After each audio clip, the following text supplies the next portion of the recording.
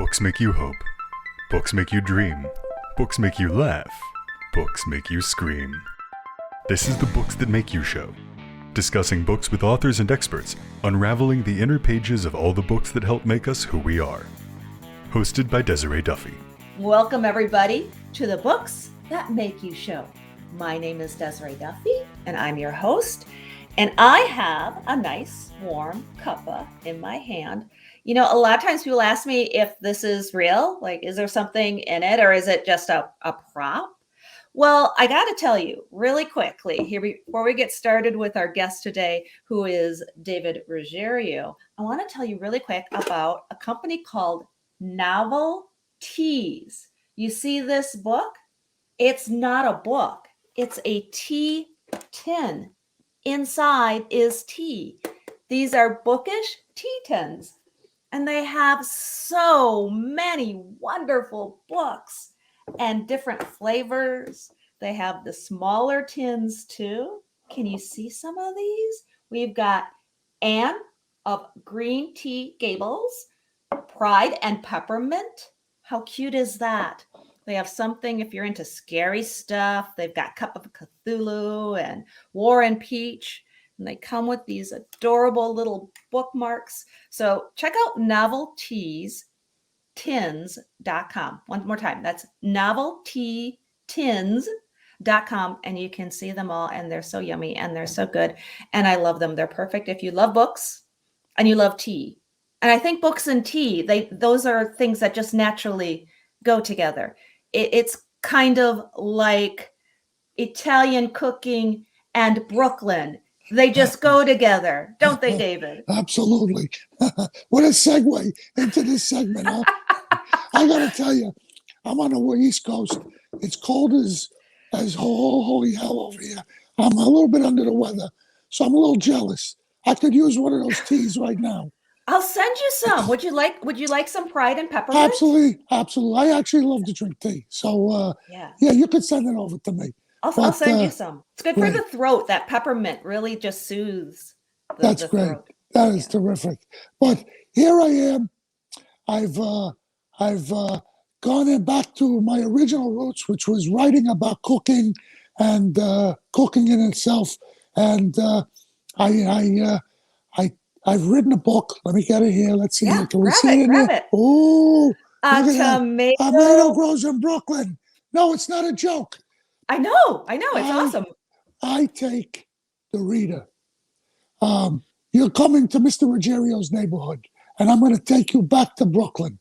And what I'm going to do in this book is, it's more than just a cookbook. I write a lot about how it was I grew up, how I ended up in the kitchens and so forth. But I bring you back to Brooklyn, to the 60s and 70s, where it just was a very warm place to grow up amongst the Italians, the Italian-American neighborhoods. There was Calabrians living next door to Neapolitans, living next door to Sicilians and so forth. And what happened was all these people living together, full of love, loved food. They would share recipes. And over decades, that has turned into its own cuisine. Yeah. No, this is not Italian cooking. This is Italian-American cooking, and it's unique to us, the Italian-Americans, and us guys in Brooklyn and girls and guys in Brooklyn. We have our own unique take on it, and it's not just the D's, Dems, and Do's. It's just wonderful food. Let me tell you something, Desiree. I used to wake up as a kid, and I didn't have the best upbringing. I was orphaned when I was 5. And I was lucky enough that my grandmother took me in. And I was 6, 7 years old. That was before there was air conditioning. And in the summer, oh my God, forget it. They were hot as, never mind. Used to keep the windows open. And on Sunday morning, I'd wake up and I'd smell. She had a pot as big as the Prospect Park Zoo, lake. And she'd be simmering for hours and hours, that tomato sauce. Now in Brooklyn, we didn't call it sauce. We called it gravy. She'd be simmering that gravy full of meatballs, braciole, pork spare ribs and stuff. And that's what you woke up to. And she have an old-time Italian singer named Carlo Butti. His oily sounds would be permeating the walls of the house. She'd have bread baking in the oven. But what was unique in Brooklyn is with those windows open, the smell of the next door neighbor's sauce was going too. So that mixed with our smell and our sounds, my God, it was a symphony, a culinary symphony growing up in Brooklyn, as tough as it was. And then listen, Brooklyn was not an easy place to grow up. I'm not going to sugarcoat it. Right. But we lived around, us Italians, we grew up around the table. That's where the stories were told. The recipes were passed on because, God no, my grandmother never wrote nothing down. That's where those recipes were passed on. So in this book, I bring you back to Brooklyn to taste some of those recipes and smell those aromas. And I want you to put the music on and get a feel for what it was. It was a unique upbringing. I love that. I love that. You Yeah. paint and create such a beautiful image with that. And one of the things that you say in your book is this is humble cuisine. This Yes. isn't highfalutin. No. Yeah. Talk about that a little bit. Well, Why do you call it humble? Italian Americans in Brooklyn were predominantly Southern Italians. That's everybody south of Rome. So it's Naples, Calabria, Sicily, Basilicata. And these were very poor people. They came here because there was no work. And, after World War II, Italy was completely destroyed. And especially Southern Italy, there was no work, there was no food. So these people started after World War II in mass immigrating to not only New York, but to Boston, to everywhere. Los Angeles, you had your own community in LA. And these Southern Italians, like I said, they passed recipes around. They were frugal, humble people. And the backyard, even if you had a 5-foot by 5-foot patch, they grew tomatoes and peppers and eggplants, and they grew so much out of these little patches that they jarred them for the winter and so forth. I'll tell you a funny thing. In Italy, is very good, going into the countryside like in Naples. My mother comes from Naples. So in the countryside of Naples, after rain, you go and you pick wild mushroom. Well, Brooklyn don't really have a countryside. So my great-grandmother, I was with my grandmother, my great-grandmother, would get a basket with an old tablespoon, and she dragged me to Holy Cross Cemetery, which was in the center of Brooklyn. No joking. Yeah. And this was a 150-year-old cemetery, and she would take me to far reaches of the graveyard, and under oak trees after the rain, she'd point out mushroom. And she would point me, and I'd go pick the mushroom and this and that. We'd bring it back to the kitchens, and we have a basket full. And she would cook them, and she jarred them. But when she cooked them with the fragrant olive oil and garlic and a little hot pepper, she would jar them right. But in addition, she had an old silver quarter, the old one from the 1800s that was real silver. She'd throw it in when she was cooking the mushroom. And then if the quarter turned dark, she'd throw the mushrooms away because they were poison. Now, really? later on, people said to me, forget it. That's an old wives' tale. Let me tell you something. 86 years she cooked mushroom. She never poisoned nobody. And then, now, jump forward. I'm 26 years old. I've become chef of one of the best restaurants in New York, Le Caravel. And we just started to get deliveries of wild mushroom to the restaurants in New York. And this old little French guy, Pascal, comes in and he brings in, now, those mushrooms, when I was a kid, we used to call in Italian, it's dialect, mami funge. Isn't there really not a translation for it? But when this guy, Pascal, brings the mushroom to Le Caravel, he's got this big wooden crate, and there are these beautiful mushrooms called Head of the Woods. Well, guess what, Desiree? Those were the same mushrooms. So I said to him, before I thought, my God, I said, Pascal, I used to pick those mushrooms in Brooklyn when I was a kid. He says, really, where? And I says to myself, you know what? I better tell him a lie, because if I tell him I was picking him in the graveyard, he's going to think I got a screw loose. But that's the God's honest truth. That's the humble, growing, pick. Then they'll go to Prospect Park. We used to pick dandelions. And the dandelions were salad. They cooked them into frittata. They all kinds of things. there was always something frugal-wise that we were doing as Italians in Brooklyn. And I translate that into the book because it's a nice, let me tell you something, it's a healthy way of cooking. Yeah. We were the first vegetarians. I think we were. I mean, I grew up, we had rigatoni with broccoli rub and stuff like that. There was no meat in it. Not because we wanted to be vegetarians, but meat was expensive. Couldn't afford it, yeah. We couldn't afford it, so we ate everything, macaroni with all kinds of vegetable and stuff like that.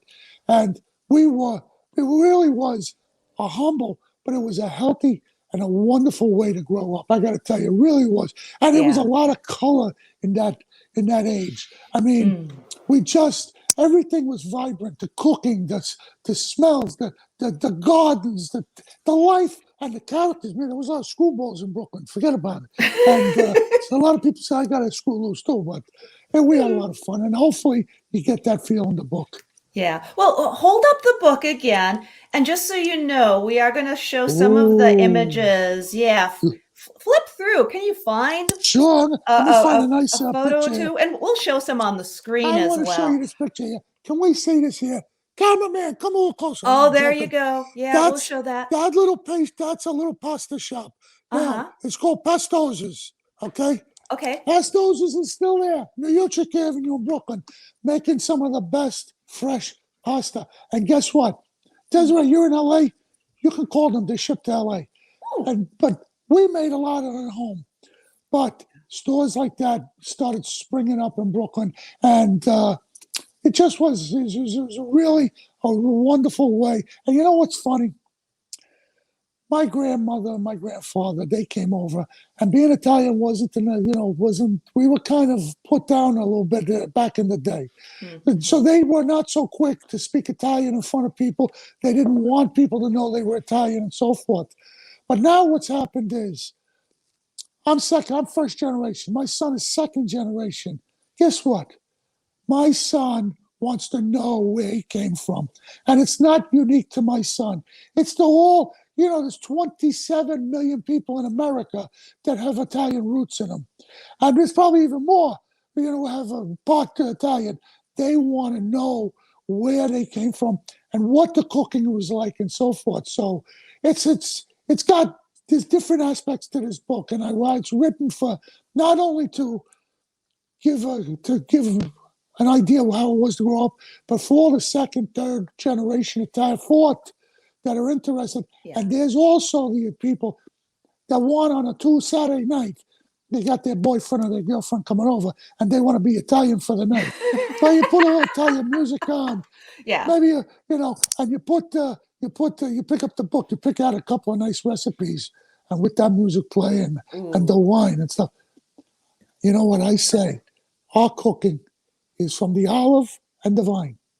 Mm-hmm. That dictates our life. That dictates our cooking, and that dictates if you want to be Italian for a day. The olive and the vine. I love it. I love it. Let's talk about some of these recipes, especially with the holidays coming up. Is there anything in there that speaks to the cold winter nights and the festivities of the holidays and families? What do you recommend from your cookbook? There's a recipe that I love, absolutely love it. And in its dialect, it's a Sicilian dish from my father's town in Sicily. It's called pasta d'incasciata. Now, what that is a baked pasta, right? Okay. And in Sicily, they chop meat. Sometimes they put maybe sliced sausage. But in my recipe, I do the way my grandmother, my grandmother was Neapolitan, but she cooked for my father. She used to cook spare ribs, cut in small pieces, and they make this ragu with the sauce. And there's a pasta called anelli. And it's like little rings, like noodle. You remember when you were a kid, you got the cans of noodle roni with the little rings of pasta. SpaghettiOs. Yeah, SpaghettiOs. That's the one. Well, guess what? There is anelli, because of these rings. And that's traditionally the way it's cooked. And it's mixed with caciocavallo cheese, which is a Sicilian cheese. And it's very fragrant and rich. And with this ragu, with the spare ribs, it's just, you come out from the cold, you chill to the bone, pour a nice glass of red wine there, and you pull this pasta out of the oven. And what's good is this pasta, you can make it even the day before. set it in the refrigerator. Say you're working, not everybody has hours to put these dishes together. Sure. And this is a great dish. You put it together, you put it in plastic, put it in the refrigerator. You come home, pour that wine, little music, pop that niscacchiata in the oven. Maron, forget about it. Warm you to the heart, to the bones. It just is nothing like it. And let me tell you something else. Leftovers is unbelievable. Nothing like it, I tell you. And but That's now, something about Italian cooking, right? It just gets better and better the longer you keep it. It's just we never wasted nothing. Nothing ever went in the garbage. Bread was left over. They made a soup out of the bread. I mean, nothing. Roasted potatoes. The potatoes was left over. Guess what was for lunch the next day? Potatoes and eggs and a nice roll with mozzarella on it and parmigiana. Oh, people today think that this is like gourmet food. These were leftovers for us. Forget about it. And now you're going into the holiday season where for Christmas Eve, us Italians, we don't eat meat. We only eat fish. And in the book, I talk about the bacalhau, the salt cod recipes, and the fried calamari and stuffed calamari and sardines. And there's a wonderful recipe in here, sardines called beccafico, which is also a Sicilian dish, where the sardine is left whole, boned out, and you put a wonderful bread stuffing in it. You curl it up and you bake it in the oven. Let me tell you something. That sounds amazing. A lot of people their only introduction to sardines is canned. I can't eat canned sardines. Forget it. I mean, if I was on a desert island, maybe. But who wants to eat canned sardines? But when you eat fresh sardines, you say, what was I? I was missing this my whole life because it's nothing like canned sardines. It's a wonderful recipe. And that's the key to our cooking. Fresh. We cook. Fresh. You know, we cook tomatoes and we jar them so we have them in the winter, but we jar them ripe, right from the garden. So you're capturing that. And everything we did was according to the seasons and so forth. And that's the flair, the little taste that you get in the book, all the different seasons and so forth. So it's you got to hold this book with two hands. It's no joke here. Yeah, it is a big book. It's a huge book. But the flavors are big too. You got to hold with two hands here. Yeah. Okay, so you're talking about fish and fishing and just, responding to the seasons. Now you've done lobster fishing too. Are you still doing that? Yeah, believe it or not, I mean, first I thought it was a mistake.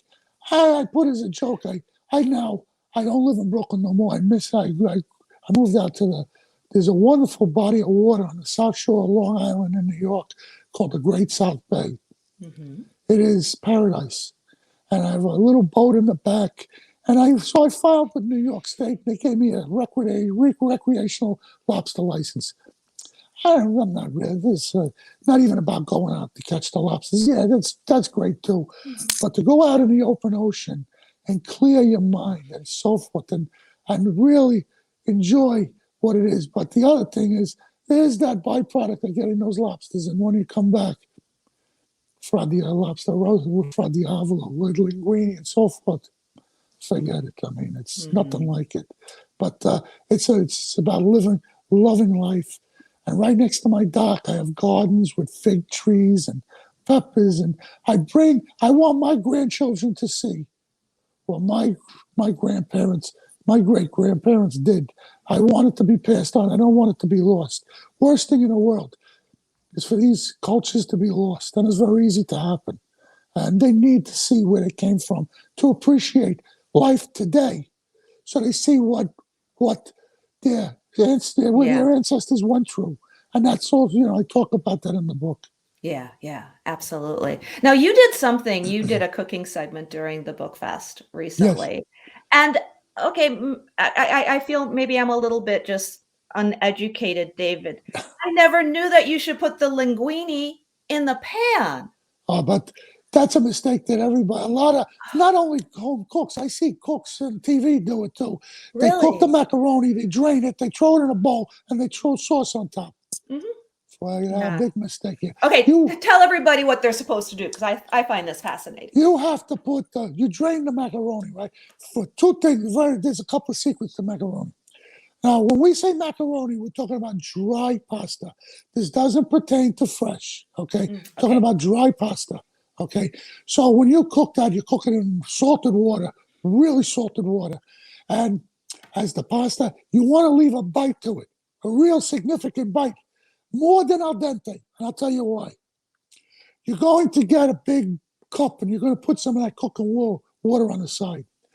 And then you're going to drain that very, very al dente pasta. You're going to put it back into the pan that you boiled it in that doesn't have water no more. Mm-hmm. And then whatever sauce now during the festival I did with garlic and oil, which is a really pedestrian dish, but we grew up on it. Whatever sauce you're doing, even if you're just doing a pomodoro or Sunday ragu, you put that pasta very al dente back in the pan. You ladle the sauce in, and now with the flame very low, you stir the pasta and the sauce together. Now, it's not soup. You're adding a little sauce at a time. And what you're doing is you're letting that pasta finish to cook till it's just a bite, just the right bite that you like. And the pasta is also absorbing the flavors. Now, as you're doing that, if the pasta gets a little bit too thick or too dry, you put some of that pasta water that you put on the side in the cup, and you add a little bit at a time until it's just perfect. Then you put in a serving bowl, you put a little more sauce on top, and that's the way you eat macaroni. You don't throw it in a bowl and throw sauce on top. I forget about it. When I see people on TV, I want to pull my hair out when I see them do that. That's not, you got the red sauce in the middle and the white pasta on the side. That's not the way you eat macaroni. So that's a tip for you people at home. Try it that way. Big difference, because then the pasta also tastes of the sauce. It's not just sauce laying on top of the pasta. That's the way the Italians do it. And I have learned my lesson, and yes. It is so much better. That is such great advice. Can we talk a little bit about cheeses? Excuse me? Can we talk about cheese? Oh, cheese. Well, you led me right into this one. I stopped working in the restaurants, and I said I want to keep close to food. And I trained in France, and when I was in France, I was lucky enough to see the best cheesemakers in France are the dairy farmers. Because what happens is they have their cows, they sell the milk, but the leftover milk, they make the best cheese in the world. And that's where some of the best cheeses come. But these dairy farmers don't use dry cultures and stuff that you buy in packets and stuff.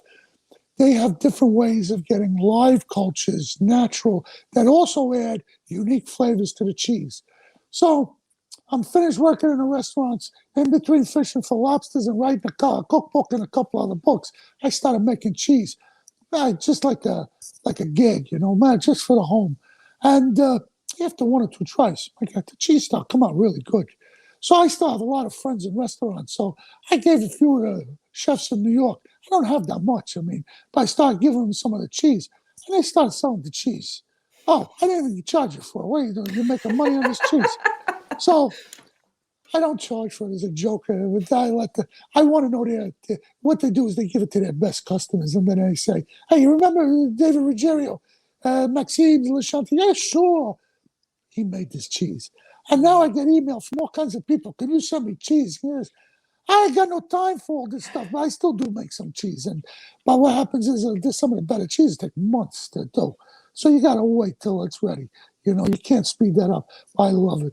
It's another thing, wine, little cheese. Oh, yes. Oh, yes. It's just after you have the macaroni or whatever you have, a nice piece of cheese is nothing like it. Sit in the backyard with the wine, have a fire in the backyard. Oh, forget about it. It's just heaven. Yes. Oh, yes. Forget it. It's just something very unique. Now, we kind of skipped a little bit around here. And, one of the things that I just want people to realize is you have had your own cooking show on PBS. You have done things in your life. You talk about going to France to study and being at some of the best restaurants.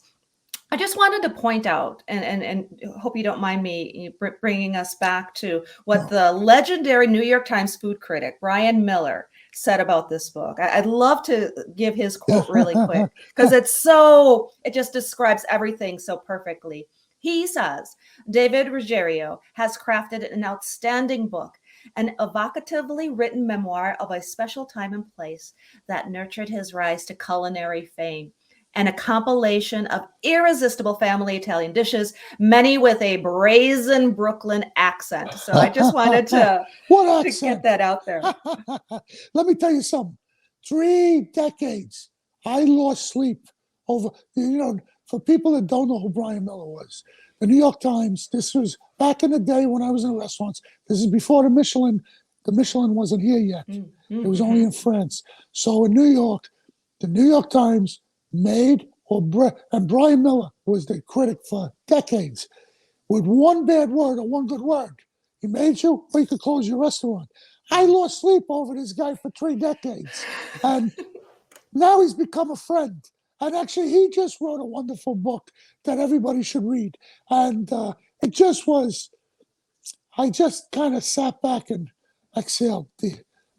Wow, that was really special for him to say, because he's a special guy. He knows the food world. And he doesn't pull punches. If he don't like something, he's going to tell you. And I mean, as a chef in New York, I started at Caravel as the executive chef.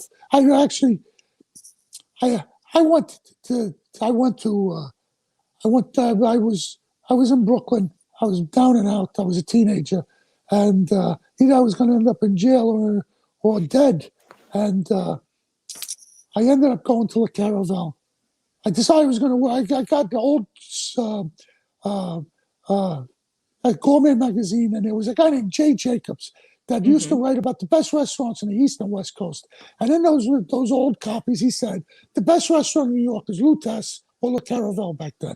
Well, Lutèce, nobody ever left, so forget it. I went 12 times to Le Caravel to ask for a job. And there was a legendary chef, Roger Fezeguet, who held 4 stars longer than anybody in the history of the New York Times. And 12 times I walked through the door.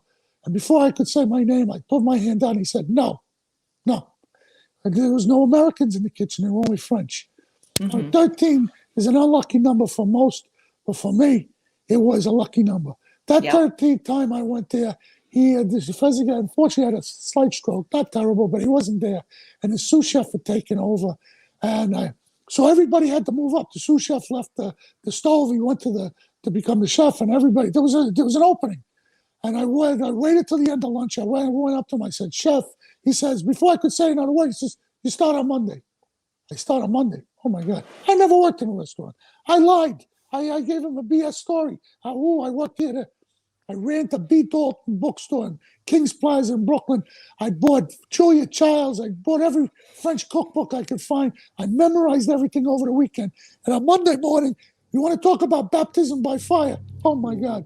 The kitchen was hot as you weren't allowed to, hot like hell. You couldn't speak English, and I didn't speak French. 7 months I went through that. The louder they screamed, the more I loved it. And at the end of 7 months, for an unfortunate incident, I got attacked on a train in Brooklyn. I got stabbed. Long story. I ended up going to France.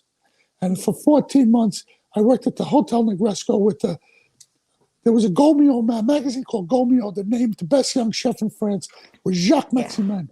I spent 14 months with that lunatic. He was a lunatic. But boy, did he teach me. At the end of the 14 months, I went to Lyon to work with Paul Bocuse. And then I went to the foothills of the Pyrenees Mountains. And I worked with the chef that most consider the greatest chef of the 20th century, Michel Girard. And he spelled the word magic for me. I understood what the word meant. I went back to Caravel, and at 25, I became the executive chef. And then Pierre Cardin, the famous clothing designer, hired me to head Maxime's. And then from there, I opened my own restaurants. And one day, Robert Mondavi, the famous winemaker, looking for the 13 best chef in America. Each chef would go on PBS. And he picked me as one of the 13. That's how I ended up on PBS. Lucky 13 shows again. Yeah. And then one day, I got a call from Food Network. I thought it was a gig. I thought it was one of my friends playing games with me. You want to have your own show? Come on. Who is this? Oh, I love it. It was Eileen Oputat, the head of programming, and Ruggiero to go was born. And the rest is history. The rest is history. And there you go. David Ruggerio, author of A Tomato Grows in Brooklyn, other books as well. You have quite a story, and I love those recipes. Oh my goodness. There Lots we go. of grandchildren to feed, so buy the book. Exactly. Tell people really quick. We're running against the clock, but where can they go to find out more about you and get that book? Your favorite places to buy books: Barnes and Noble, Amazon, Target. I even saw it at Walmart. I was surprised. But wherever you get your favorite bookstore, definitely, and it's a great Christmas gift or Hanukkah gift. Terrific. Yep. Absolutely. David Ruggerio, author of A Tomato Grows in Brooklyn. Thank you so much for joining us today. Thanks so much, Desiree. You bet. And thank you everybody for joining us on the Books That Make You show. Please join us on our website. It's booksthatmakeyou.com. We're also on Facebook, Instagram, and of course, YouTube. Make sure you ring the bell and subscribe so that you don't miss any of our episodes. Until next time, all of my bibliophile friends, please enjoy all of the books that make you exactly who you are. The executive producer for Books That Make You is Desiree Duffy. Produced and sound mastered by Phil Giangrande. Engineering by Dave Nabox. Social media and promotion by Bree Sweeter. For more, visit booksthatmakeyou.com.